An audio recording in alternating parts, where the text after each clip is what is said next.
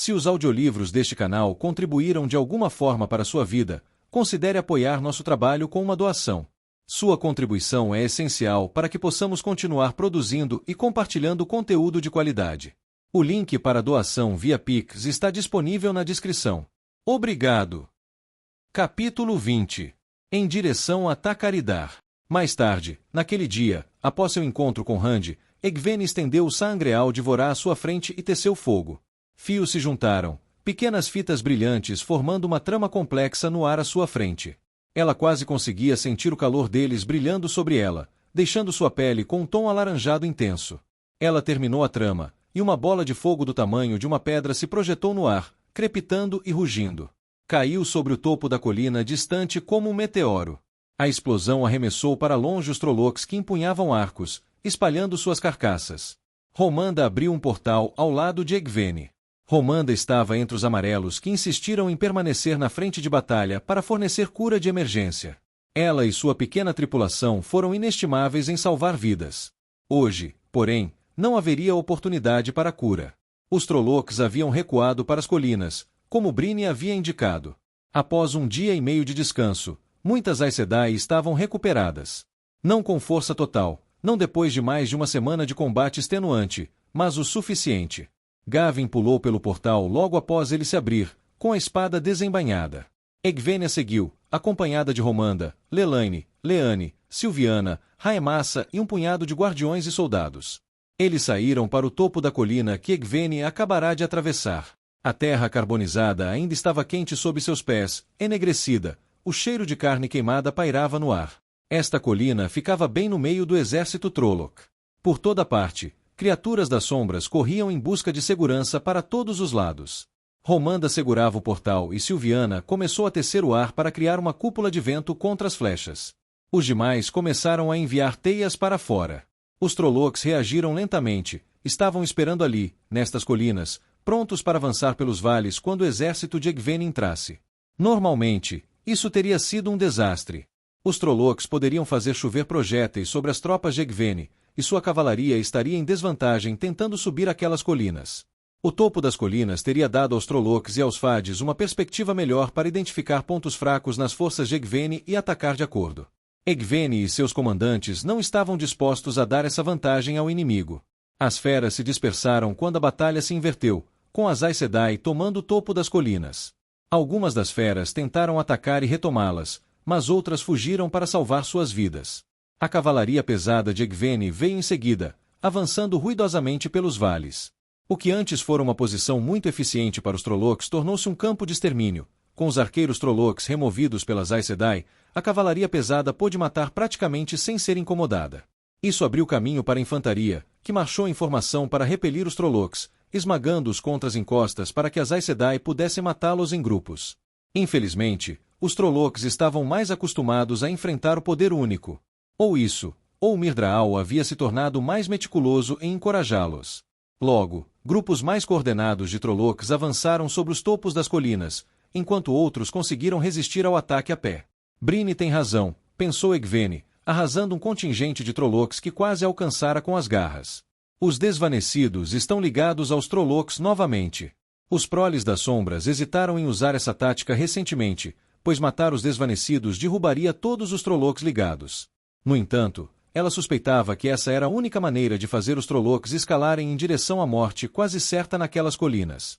Se ela conseguisse encontrar o Myrdraal ligado aos Trollocs por perto, poderia detê-los com uma trama de fogo bem posicionada. Infelizmente, os desvanecidos eram astutos e começaram a se esconder entre os Trollocs. Eles estão se aproximando, disse Lelaine, ofegante. Recuem, disse Egwene. Eles se abaixaram e passaram pelo portão de Romanda, seguidos por seus guardiões. Romanda chegou por último, saltando enquanto um grupo de Trollocs reivindicava o topo da colina. Uma das feras, uma monstruosidade de pelo desgrenhado, parecida com um urso, cambaleou pelo portão atrás dela. A criatura caiu morta imediatamente, com uma tênue nuvem de fumaça subindo de sua carcaça. Seus companheiros piaram e rosnaram do outro lado. Egwene olhou para as outras mulheres, deu de ombros e lançou chamas direto pelo portal. Algumas caíram mortas, se contorcendo, enquanto as outras se afastaram, uivando e largando as armas. Isso é eficaz, observou Leane, cruzando os braços e erguendo uma sobrancelha imaculada para o portão. Estávamos no meio da última batalha, e a mulher ainda reservava um tempo todas as manhãs para se maquiar. O portal os levará de volta ao acampamento, que agora estava praticamente vazio. Com as reservas formadas e prontas para agir quando necessário, os únicos soldados que permaneceram no acampamento eram uma força de 500 homens guardando a tenda de comando de Bryne. Ela ainda carregava a bolsa com os selos falsos ao lado. As palavras de Randy a abalaram profundamente. Como eles recuperariam os selos? Se os lacaios da sombra os quebrassem na hora errada, seria uma catástrofe. Já os teriam quebrado. O mundo saberia. Egwene sentia um medo que não conseguia abandonar. E, no entanto, a guerra continuava, e ela não tinha outra saída a não ser continuar lutando. Eles pensariam em uma maneira de recuperar os selos, se pudessem. Randy jurou que tentaria. Ela não tinha certeza do que ele conseguiria fazer. Eles estão lutando muito, disse Gavin. Egwene se virou e o encontrou parado a uma curta distância, inspecionando o campo de batalha com seu espelho. Ela sentiu uma saudade dele. Sem alguns homens para liderar como tinham os jovens, ela sabia, ele se sentia inútil nessas batalhas. Os Trollocs são comandados por Myrddraal, disse Egwene, ligados para dar aos Fades maior controle sobre eles. Sim, mas por que resistir com tanta veemência? Disse Gavin, ainda olhando através do vidro. Eles não se importam com esta terra. É óbvio que estas colinas estão perdidas para eles, e ainda assim lutam selvagemente. Trollocs são vis, eles lutam e vencem ou se dispersam e recuam. Eles não detêm terras. Estão tentando fazer isso aqui. É como se os desvanecidos achassem que, mesmo depois de uma derrota como esta, eles estão em uma boa posição. Quem sabe por que os Fades fazem o que fazem, comentou Lelaine, de braços cruzados, olhando através do portão ainda aberto. Egwene se virou, olhando através da muralha também. O topo da colina estava agora vazio, estranhamente isolado em meio à batalha. Seus soldados haviam se chocado contra os Trollocs no pequeno vale entre as colinas, e a luta era brutal lá embaixo. Ela ouviu grunhidos, gritos, clangores. Lanças ensanguentadas foram erguidas no ar enquanto um grupo de homens era forçado a recuar, e alabardeiros se aproximavam para tentar conter os Trollocs. Os proles das sombras estavam sofrendo baixas terríveis. Era uma estranheza. Bryne esperava que eles recuassem. Tem alguma coisa errada, disse Egwene, com os pelos dos braços arrepiados. Sua preocupação com as focas desapareceu, por ora. Seu exército estava em perigo. Reúna as Aes Sedai e mande o exército recuar. As outras mulheres a olharam como se ela estivesse louca. Gavin disparou em direção à tenda de comando para lhe dar ordens. Ele não questionou. Mãe, disse Romanda, deixando seu portal morrer. O que é? Algo cortou o ar do outro lado do acampamento de guerra de Egwene, em frente ao campo de batalha. Uma linha de luz, mais longa do que qualquer portal que Egwene já tivesse visto. Era quase tão larga quanto o próprio acampamento dela. A linha de luz se voltou para si mesma, abrindo uma vista que não era do sul de Kandor. Em vez disso, era um lugar de samambaias e árvores murchas. Embora fossem marrons, como tudo mais, ainda eram estranhas e desconhecidas. Um enorme exército permanecia em silêncio naquela paisagem desconhecida. Milhares de estandartes tremulavam acima dele, adornados com símbolos que Egwene não reconhecia. Os soldados de infantaria usavam vestes na altura dos joelhos que pareciam ser algum tipo de armadura acolchoada, reforçada com correntes em um padrão quadrado grande. Outros usavam camisas de metal que pareciam costuradas com moedas amarradas. Muitos carregavam machados de mão, embora de um design bastante estranho. Possuíam cabos longos e finos, salientes como bulbos na ponta, e as cabeças eram estreitas e finas, quase como picaretas. Os cabos de todas as suas armas, de armas de haste a espadas, tinham um design fluido e orgânico. Lisos e de largura irregular, feitos de madeira vermelho escura pintada com pontos coloridos nas laterais. Egwene assimilou tudo isso em instantes, sua mente buscando qualquer tipo de origem para aquela estranha força. Ela não encontrou nada em que se agarrar até sentir a canalização. O brilho de saidar cercava centenas de mulheres, todas cavalgando, usando vestidos estranhos feitos inteiramente de seda preta e rígida. Os vestidos não eram amarrados na cintura, mas sim relativamente apertados nos ombros e alargados em direção à barra. Longas borlas retangulares de uma infinidade de cores pendiam de laços na frente, logo abaixo do pescoço. Os rostos das mulheres eram todos tatuados. Libere o poder, disse Egwene, soltando o saidar. Não deixe que eles sintam você. Ela correu para o lado, Lelaine a seguindo, o brilho se apagando ao seu redor. Romanda ignorou Egvene, soltando um palavrão. Ela começou a tecer um portal para escapar. Uma dúzia de diferentes feixes de fogo subitamente varreram a área onde Romanda estava. A mulher não teve chance de gritar. Egvene e as outras mulheres correram pelo acampamento enquanto feixes do poder único destruíam tendas, consumiam suprimentos e incendiavam todo o local. Esteja pronto para correr, disse Gavin, assim que o fogo parar de cair. As chamas diminuíram, mas, ao mesmo tempo, cavaleiros com armaduras Shara avançaram pelo acampamento. Eles piaram e gritaram, apontando arcos para qualquer um que vissem, derrubando dezenas de flechas nas costas. Depois disso, as tropas Shara avançaram pelo acampamento em formações compactas. Egvene esperou tensa, tentando pensar em como escapar. Ela não viu oportunidade. Gavin puxou Egvene para mais longe, esfregou fuligem em suas bochechas e fez sinal para que ela se abaixasse, depois colocou sua capa de guardião sobre as duas. Com a fumaça da lenha queimando por perto, talvez não fossem vistas. Seu coração batia acelerado no peito. Gavin pressionou algo contra o rosto dela, um lenço que ele havia encharcado com seu odre. Ele levou outro ao rosto e respirou através dele. Ela pegou o que ele segurava, mas mal respirava. Aqueles soldados estavam tão perto. Um dos soldados virou-se para a carroça, observando a pilha de lenha, mas, ao olhar através da fumaça em sua direção, não pareceu ver nada. Egvene contemplou silenciosamente a capa do guardião. Sua natureza mutável os tornava quase invisíveis, se tomassem cuidado para não se moverem. Por que eu não tenho um desses do Axe? Pensou ela, irritada. Porque eles são só para guardiões. Os soldados estavam ocupados expulsando os servos. Aqueles que corriam, eles matavam com flechas de arcos que se estendiam a grandes distâncias. Os servos que se moviam mais lentamente eram cercados e jogados no chão. Egvene ansiava por abraçar a fonte, por fazer algo. Por trazer fogo e relâmpagos sobre aqueles invasores.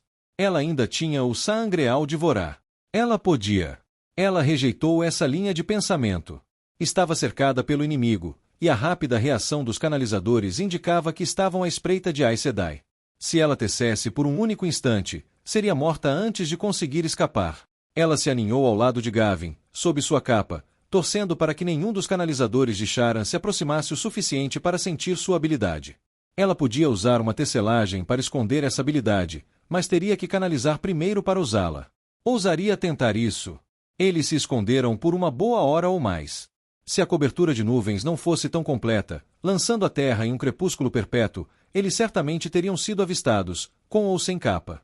Ela quase gritou em certo momento quando alguns soldados Sharan jogaram baldes d'água na pilha de lenha, apagando o fogo e encharcando os dois. Ela não conseguia distinguir nada do seu próprio exército, embora temesse o pior. Os canalizadores de Sharan e grande parte do seu exército moviam-se rapidamente pelo acampamento, em direção ao campo de batalha. Com Bryne e Amirlin desaparecidos, e com uma força surpresa vindo por trás. Egvene sentiu-se mal. Quantos estavam morrendo, mortos? Gavin segurou-lhe o braço ao senti-la se mexer, depois balançou a cabeça, murmurando algumas palavras. Esperem até a noite. Eles estão morrendo. Ela murmurou. Você não pode ajudar. Era verdade. Ela o deixou abraçá-la, deixando que seu aroma familiar a acalmasse. Mas como poderia simplesmente esperar enquanto soldados e Aes Sedai que dependiam dela eram massacrados? Luz, uma grande parte da Torre Branca estava lá fora. Se este exército caísse, e aquelas mulheres com ele? Eu sou o trono de Amirlin, disse ela a si mesma com firmeza. Serei forte. Sobreviverei. Enquanto eu viver, a Torre Branca permanecerá de pé. Ela ainda deixou Gavin segurá-la. A vienda rastejou pela rocha como um lagarto invernal em busca de calor. As pontas dos dedos, embora calejadas, começavam a queimar devido ao frio intenso. Shaiol Ghul sentia frio, com um ar que cheirava a tumba. Ruark rastejou à sua esquerda, um cão de pedra chamado Shain à sua direita. Ambos usavam a faixa vermelha da cabeça do Sisvayama. Ela não sabia o que pensar de Ruark, um chefe de clã, usando aquela faixa. Ele nunca havia falado sobre isso. Era como se a faixa não existisse. Assim era com todos os Sisvayama. Amis rastejou à direita de Shain. Pela primeira vez, ninguém se opusera à entrada dos sábios nos batedores avançados. Em um lugar como aquele, em um momento como aquele, os olhos de alguém que sabia canalizar poderiam ver o que olhos comuns não viam. A vienda se arrastou para frente, sem fazer barulho, apesar dos colares que usava. Nenhuma planta brotava naquelas rochas, nem mesmo mofo ou líquen. Estavam agora nas profundezas das terras malditas. Quase tão fundo quanto se podia ir. Ruark chegou primeiro ao cume e o viu tenso. Aviendha chegou em seguida, espiando por cima da encosta da rocha, mantendo-se abaixada para não ser vista. Sua respiração parou na garganta. Ela ouvirá histórias sobre aquele lugar. Sobre a enorme forja perto da base da encosta, com um único riacho negro correndo por ela. Aquela água fora envenenada a ponto de matar qualquer um que a tocasse. Lareiras pontilhavam o vale como feridas abertas, avermelhando a névoa ao redor. Como uma jovem donzela, ela ouvirá com os olhos arregalados uma antiga tecelã contar sobre as criaturas que trabalhavam nas forjas da sombra, criaturas que não estavam mortas nem vivas. Silenciosas e horríveis, as coisas brutas se moviam com passos que não continham vida, como os ponteiros de um relógio. Os forjadores deram pouca atenção às jaulas cheias de humanos cujo sangue seria derramado para temperar lâminas recém-forjadas. Os cativos poderiam muito bem ser pedaços de ferro. Embora Aviendha estivesse longe demais para ouvir os gemidos dos humanos, ela o sentia. Seus dedos se esticaram sobre as rochas. O próprio Shaiol Ghul dominava o vale, suas encostas negras erguendo-se como uma faca serrilhada em direção ao céu. As encostas estavam rasgadas, como a pele de um homem que havia sido chicoteado 100 vezes, cada corte deixando um talho que expelia vapor. Talvez esse vapor tenha criado a névoa que cobria o vale. A névoa se agitava e subia, como se o vale fosse um copo contendo líquido. Que lugar terrível! Amy sussurrou. Aviendha nunca ouvirá tanto medo na voz daquela mulher. Aquilo arrepiou Aviendha quase tanto quanto o vento cortante que agitava suas roupas. Pings distantes rompiam o ar, os trabalhadores forjando. Uma coluna negra de fumaça subia da forja mais próxima e não se dissipava. Subia como um cordão umbilical até as nuvens acima, que lançavam raios com uma frequência assustadora. Sim, Aviendha ouvirá histórias sobre este lugar. Essas histórias não conseguiam transmitir toda a verdade. Não se podia descrever este lugar. Era preciso vivenciá-lo. Um raspar atrás, e em poucos instantes, Rodel Ituralde rastejou até Ruark. Ele se movia silenciosamente, como se fosse um pantaneiro. Você estava tão impaciente que não pôde esperar nosso relatório? Ruark perguntou suavemente. Nenhum relato pode transmitir o que os próprios olhos de um homem conseguem, disse Ituralde. Eu não prometi que ficaria para trás. Eu disse para você ir na frente. E você foi. Ele ergueu o espelho, protegendo a frente com a mão, embora isso provavelmente não fosse necessário com aquelas nuvens. Ruark franziu a testa. Ele e os outros Aiel que tinham vindo para o norte concordaram em seguir um general pantaneiro, mas isso não lhes caiu bem. Nem deveriam. Fariam isso sem se acomodarem. O conforto era o grande assassino de homens. Que seja o suficiente, pensou Aviendha, virando-se para olhar o vale. Chega para o meu povo. Chega para Rand e a tarefa que ele precisa cumprir. Ver o fim do seu povo a enojou e horrorizou, mas também a despertou. Se o fim dos Aiel fosse o sacrifício necessário para Rand vencer, ela o faria. Gritaria e amaldiçoaria o próprio nome do Criador, mas pagaria esse preço. Qualquer guerreiro pagaria. Melhor que um povo acabasse do que o mundo cair completamente sob a sombra. Se a luz quisesse, não chegaria a esse ponto. Se a luz quisesse, suas ações com a paz dos dragões serviriam para proteger e abrigar os Aiel. Ela não deixaria a possibilidade de fracasso impedi-la. Eles lutariam. Acordar do sonho era sempre uma possibilidade quando as lanças dançavam. Interessante, disse Ituralde suavemente, ainda olhando através do copo. O que você achou, Aiel? Precisamos criar uma distração, disse Ruark. Podemos descer a encosta a leste da forja, libertar aqueles cativos e destruir o lugar. Isso impede que o Mirdraal receba novas armas e manterá os olhos dos tenebrosos em nós, e não nos Caracarn. Quanto tempo o dragão vai levar? Perguntou Ituralde. O que você acha, Aiel? Quanto tempo damos a ele para salvar o mundo? Ele lutará, disse Amis. Entrará na montanha, duelará com cega visão. Levará o tempo que uma luta precisar. Algumas horas, talvez? Nunca vi um duelo durar muito mais que isso, mesmo entre dois homens de grande habilidade. Vamos supor, disse Ituralde com um sorriso, que haverá mais do que um duelo. Não sou tolo, Rodel Ituralde, disse Amis friamente. Duvido que a luta contra Caracarris seja de lanças e escudos. No entanto, Quando ele purificou a fonte, isso não aconteceu no espaço de um único dia. Talvez isso seja parecido. Talvez, disse Ituralde. Talvez não. Ele abaixou o telescópio e olhou para o Aiel. Qual possibilidade você prefere considerar? O pior, disse a Vienda. Então planejamos resistir o tempo que o dragão precisar, disse Ituralde. Dias, semanas, meses, anos. O tempo que for preciso. Ruarca assentiu lentamente. O que você sugere? A passagem para o vale é estreita, disse Ituralde. Relatórios de batedores indicam que a maioria dos proles das sombras que restaram na praga estão além da passagem. Até eles passam o mínimo de tempo possível neste lugar abandonado. Se conseguirmos fechar a passagem e tomar este vale, destruir aqueles forjadores e os poucos desvanecidos lá embaixo, poderíamos manter este lugar por eras. Vocês, Aiel, são bons em táticas de cortar e correr. Queimem-me, mas sei disso por experiência própria. Vocês atacam aquela forja, e nós começaremos a fechar a passagem. Ruarca assentiu.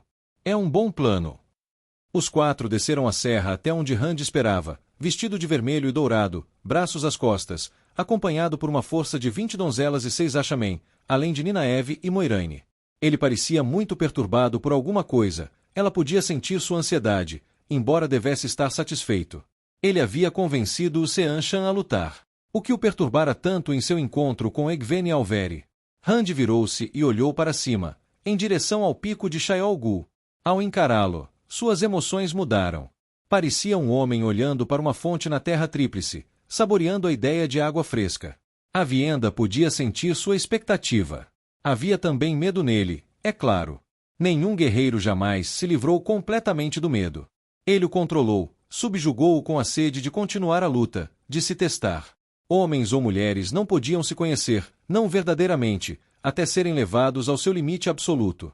Até que dançassem com as lanças até a morte, sentissem o sangue escorrer e manchar o chão, e cravassem a arma no coração pulsante de um inimigo. Rand al'Thor queria isso, e ela o entendia por isso.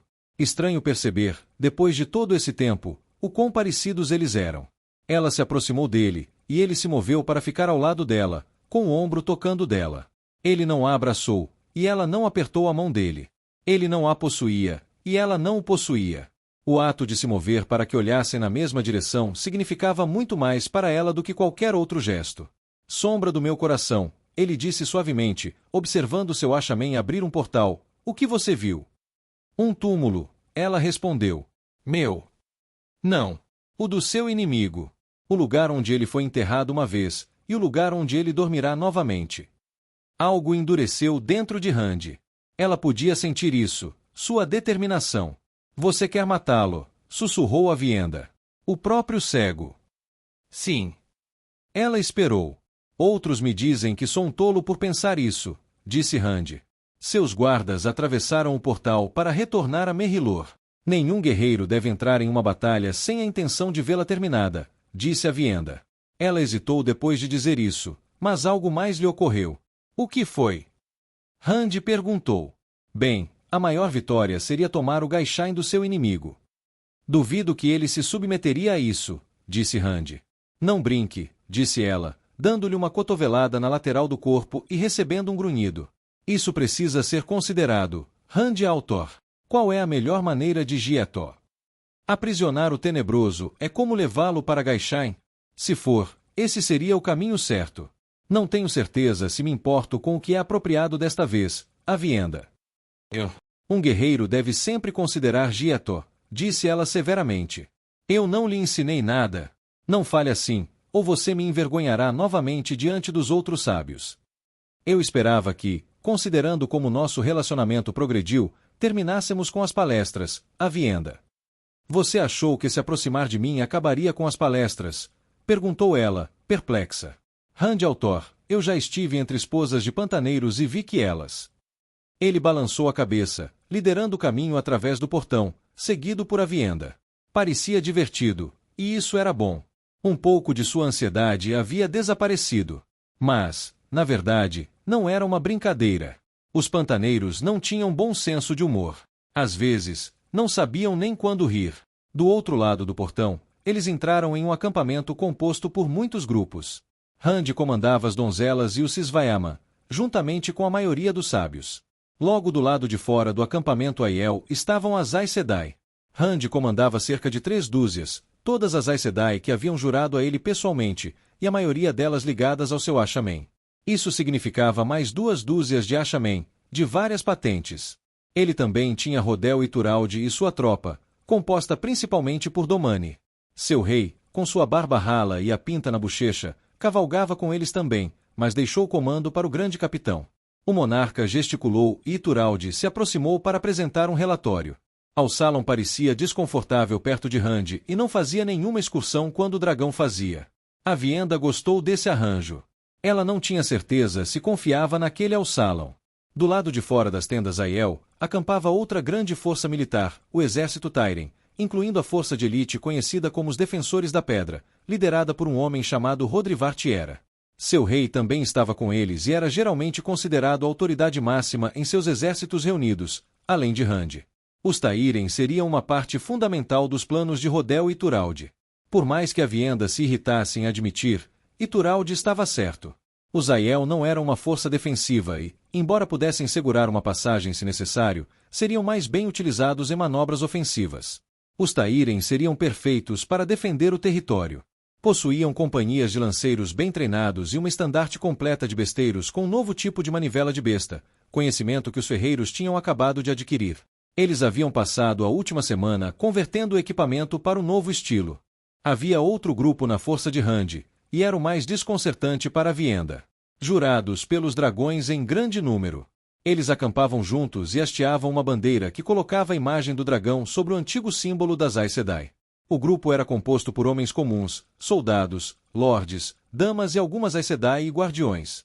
Eles vinham de todas as nações, incluindo os Aiel, e compartilhavam apenas um elo comum. Haviam deixado de lado todas as lealdades, rompido todos os laços, para lutar na última batalha.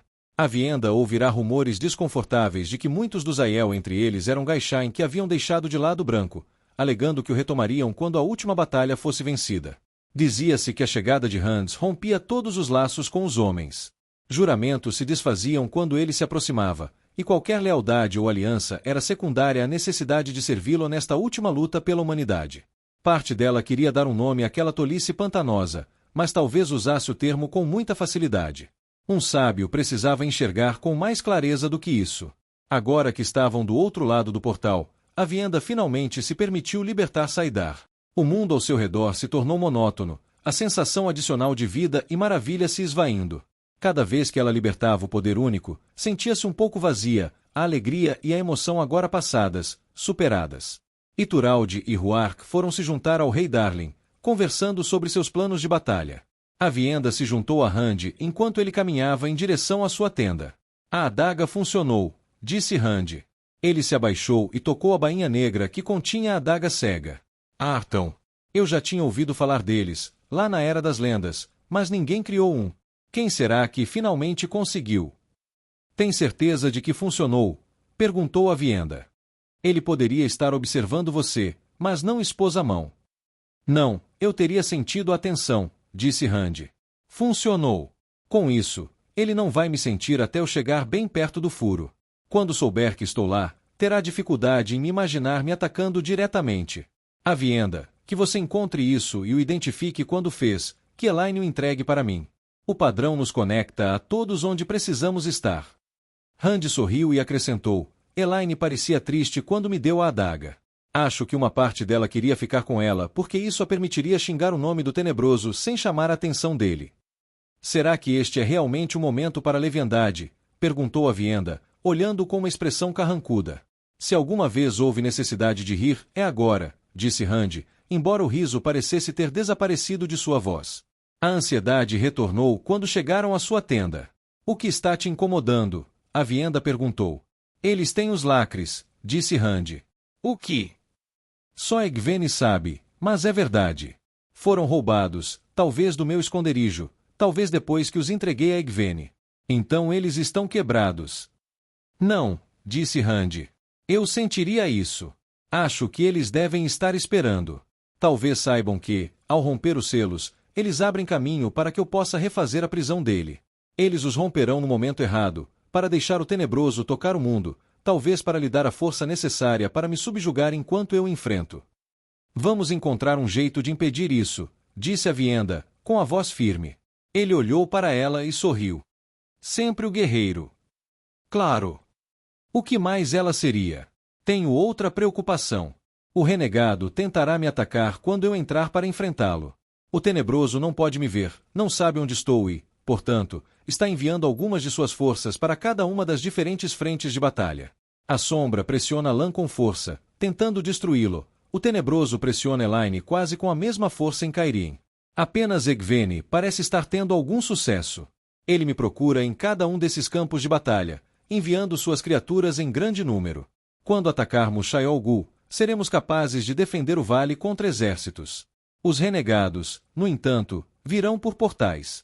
Manter uma passagem não os deterá, nem aos senhores do medo, homens ou mulheres.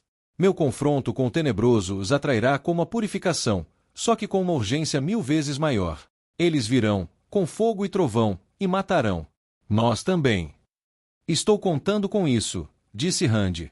Mas não posso me dar ao luxo de levar você para a caverna comigo, a Vienda. Ela sentiu uma sensação de afundamento, embora o atacasse, o apunhalasse, o deixasse morrer. Eu suspeitava. Não pense em me mandar para um lugar seguro, Rand Altor. Você iria. Eu não ousaria, disse ele. Temeria pela minha vida se tentasse. Não há lugar seguro agora. Não posso levá-la para a caverna porque será necessária lá fora no vale, vigiando os renegados e as focas. Preciso de você, a Vienda. Preciso que vocês três vigiem, que sejam minhas mãos, meu coração, durante esta luta. Vou enviar-me para Egwene. Algo vai acontecer lá, tenho certeza. Elaine lutará no sul, e você? Preciso de você no vale de Takandar, me protegendo. Deixarei ordens para Aes Sedai e Ashamen, a Vienda.